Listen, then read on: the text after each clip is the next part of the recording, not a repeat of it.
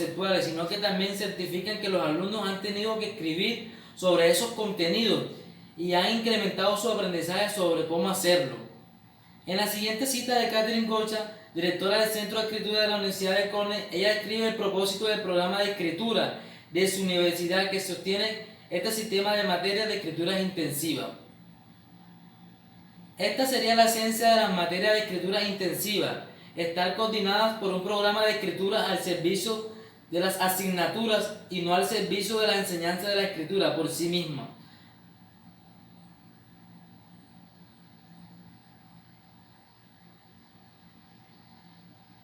Las materias de escritura intensiva que ayudan para escribir con el aprendizaje de las disciplinas forman parte de programas institucionales llamados WAC, Writing Across the Curriculum, escribir a través de currículo, y WIT, Writing in the Discipline, escribir en las disciplinas. Estos programas recogen el ideario de las corrientes pedagógicas homonómicas. WAC subrayan el potencial elaboratorio, cognitivo, epistémico de aprendizaje que alberga al escribir. En tanto que WIT enfatiza las diferencias en la forma de pensar, argumentar entre campos disciplinares, aunque puede presentarse ciertos debates entre ambas corrientes.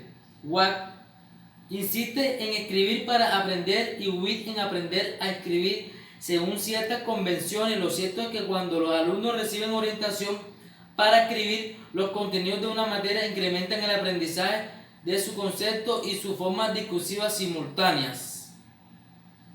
Australiano. En Australia, las corrientes teóricas que inspiran el interés por la escritura en la universidad son la lingüística sistemofuncional desarrollada por Halliday, la corriente inglesa llamada Academic Literacy, alfabetizaciones académicas y las investigaciones provenientes de la psicología de la educación que han trabajado en vínculos entre escritura y la evaluación. En este país existen políticas del gobierno federal que han promovido en las universidades la responsabilidad explícita para el desarrollo de habilidades de comunicación, incluyendo la comunicación escrita como un objeto acordado con el sector empresarial. Las corporaciones en las que después van a trabajar los alumnos constataron sus dificultades para comunicarse con la efectividad. Trabajaron de acuerdo con las universidades para que se incluyera la escritura dentro de las competencias que este nivel educativo debía hacerse cargo de enseñar.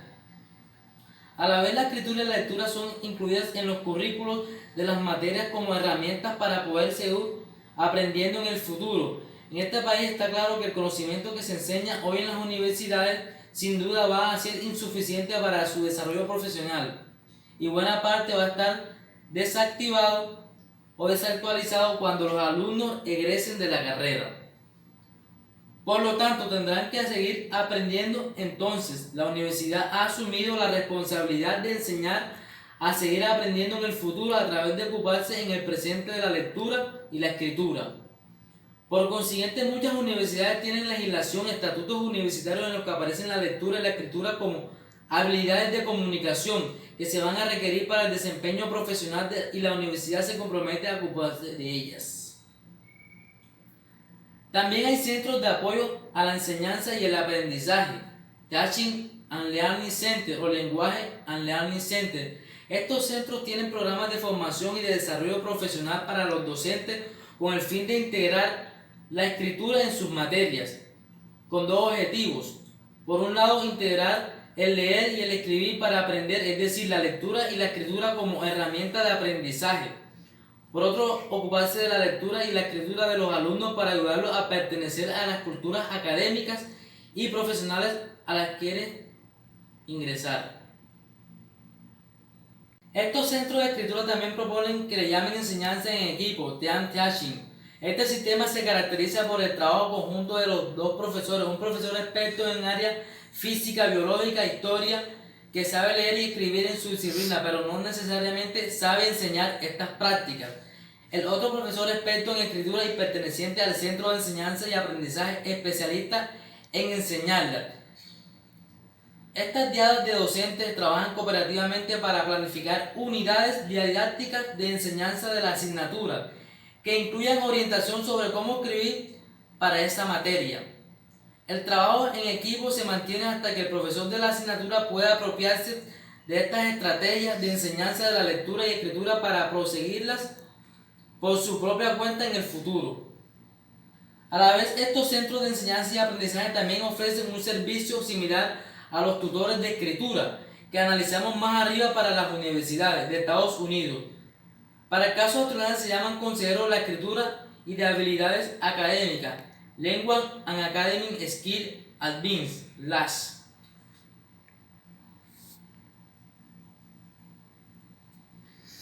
Como puede notarse, en Australia muchas universidades apoyan institucionalmente a sus profesores para que se responsabilicen por la escritura en sus materias. Ofrecen formaciones continuas a los docentes a través de los programas de desarrollo profesional. Docentes a partir de la enseñanza en equipo también promueven la transformación e innovación de las prácticas. Otorgan subsidios para proyectos pedagógicos que integran la lectura y la escritura en las enseñanzas de las cátedras. Promueven foros periódicos de intercambio académico científico sobre la lectura y la escritura y sobre temas más generales como la enseñanza y aprendizaje universitario. Además, para ascender en el escalón docente, las universidades reconocen la participación de los profesores en estas tareas.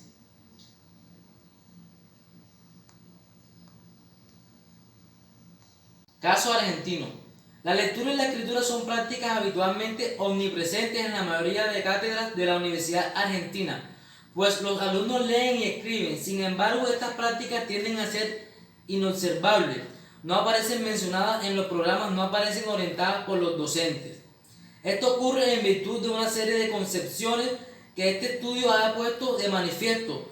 Como hemos mostrado, es frecuente pensar que la lectura y escritura son habilidades básicas aprendidas al inicio de la escolaridad y que pueden ser transferidas a cualquier texto y contexto. Por ese motivo no se piensa en ellas en el nivel universitario, ya que se las considera algo dado. La presencia marginal de la escritura puede notarse en su escasa mención en los programas de las cátedras que hemos revisado. Por ejemplo, lo único que dicen referido a la escritura es: el sistema de evaluación de la asignatura consistirá en un examen parcial individual escrito, presencial y un trabajo de síntesis conceptual escrito individual y domiciliario. En otros programas la escritura ni se menciona y en muchos menos se la vincula con el aprendizaje de la materia. El fragmento citado es uno de los pocos casos en la que la escritura aparece nombrada, y esto ocurre a propósito de tratar la forma de evaluación. La escritura se ha vuelto apenas visible a la hora de evaluar a los alumnos por medio de un escrito. A pesar de este panorama general, existen excepciones. En primer lugar, desde hace muchos años, en algunas carreras y universidades se vienen creando talleres de lectura y escritura para alumnos ingresantes separados del resto de las asignaturas, porque se empieza a constatar que buena parte de las dificultades de los estudiantes de los primeros años están vinculadas con su falta de familiaridad con las prácticas de análisis y producción de textos académicos. En segundo lugar, surgen nuevas experiencias durante el último lustro en que la lectura y escritura son objeto de enseñanza explícita en algunas cátedras universitarias. Las dificultades de buena parte de los alumnos y el fracaso de muchos empiezan a ser pensados en relación con la lectura y la escritura que se les exige, pero no se les enseña. Los estudiantes no entienden lo que leen y no pueden dar cuenta de ello a la hora de ser evaluados.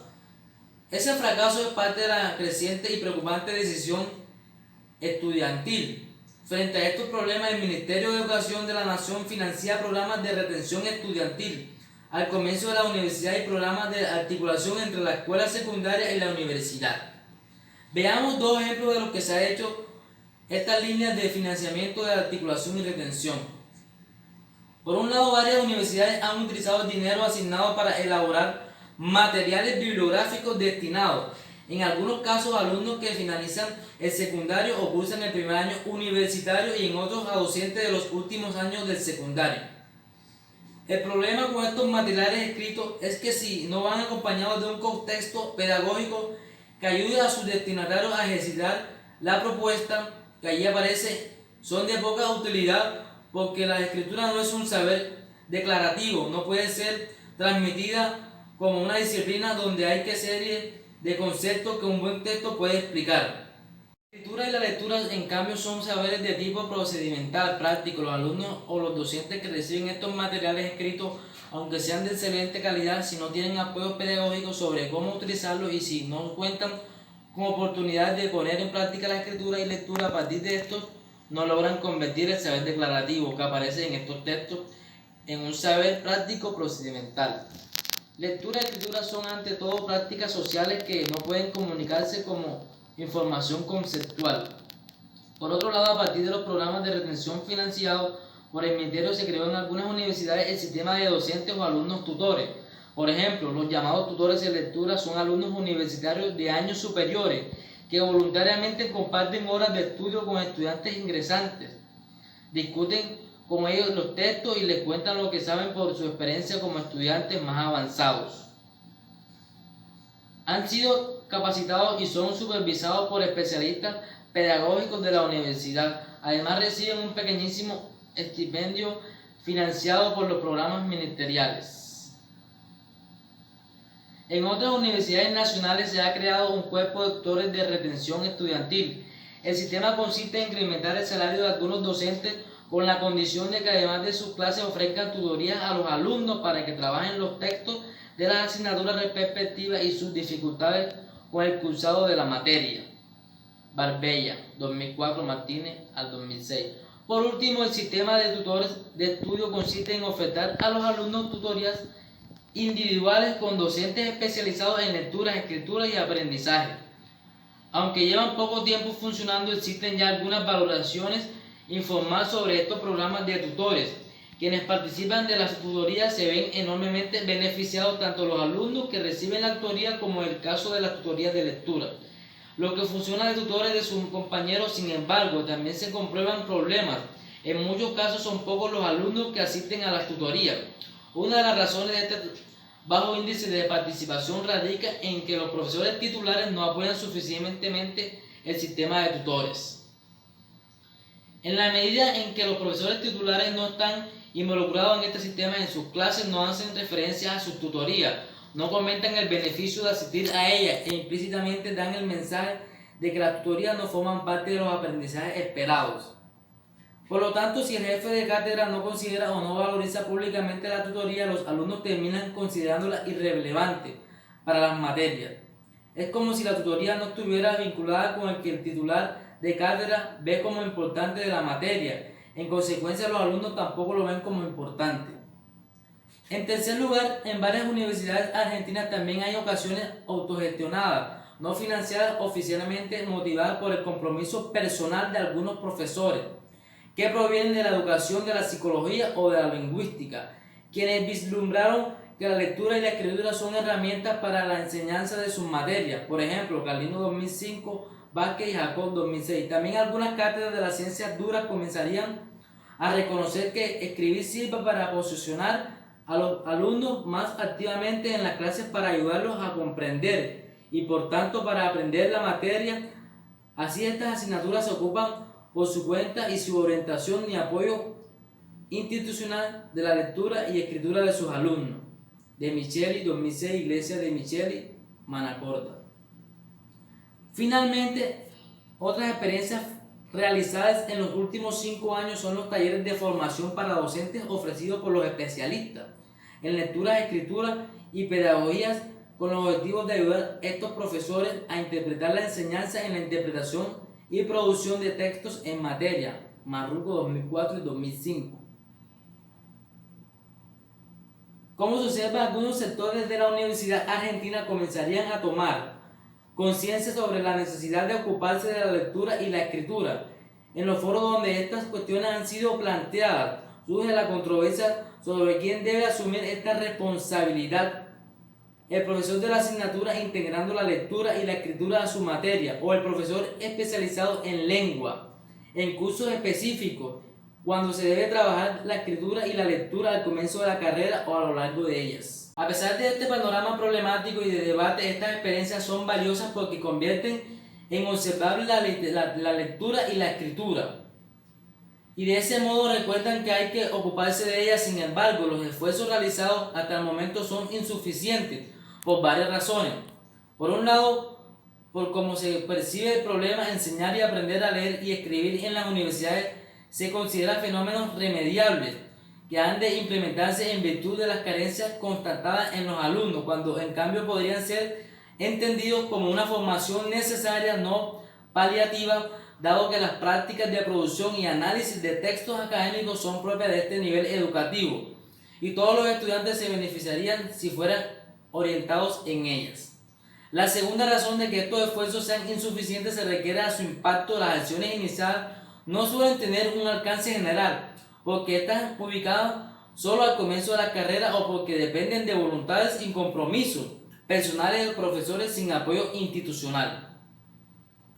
Por último, los proyectos emprendidos no están legislados, han surgido como propuestas y aún no han sido incluidas en la agenda de discusión del gobierno de las universidades.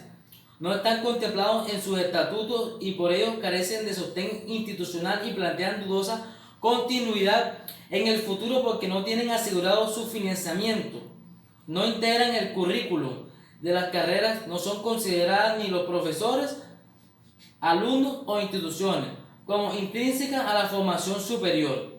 Estas acciones por el momento no forman parte de una política orgánica de las casas de estudio.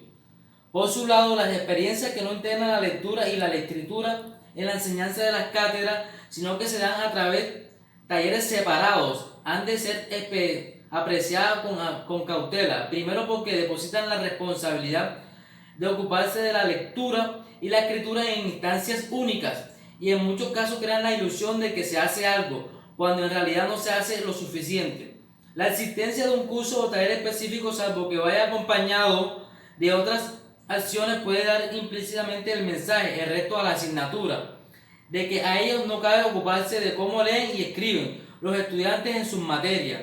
En segundo lugar, porque los alumnos al ver este tipo de cursos no están insertos a la escritura curricular y los involucran en temas que ellos no eligieron.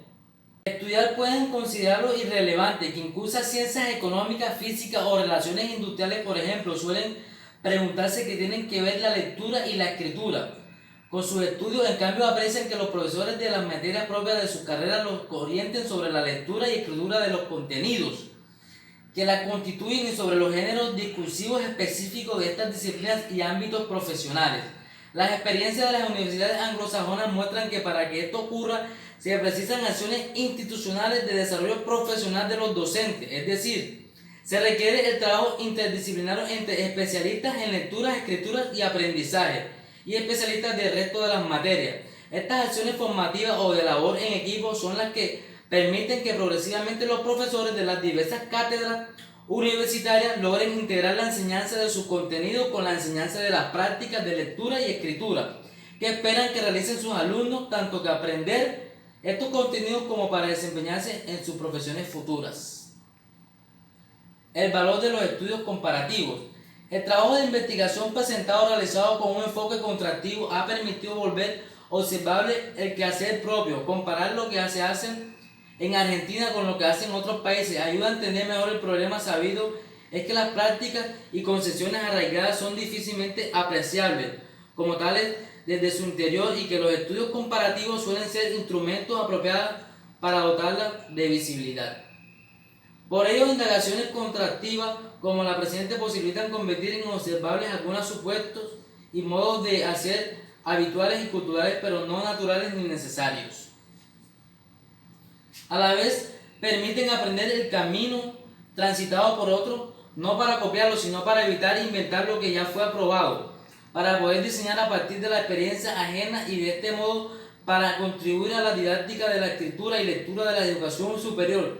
Si no tenemos en cuenta lo realizado por otros, no es posible avanzar. Por ello es importante documentar las prácticas.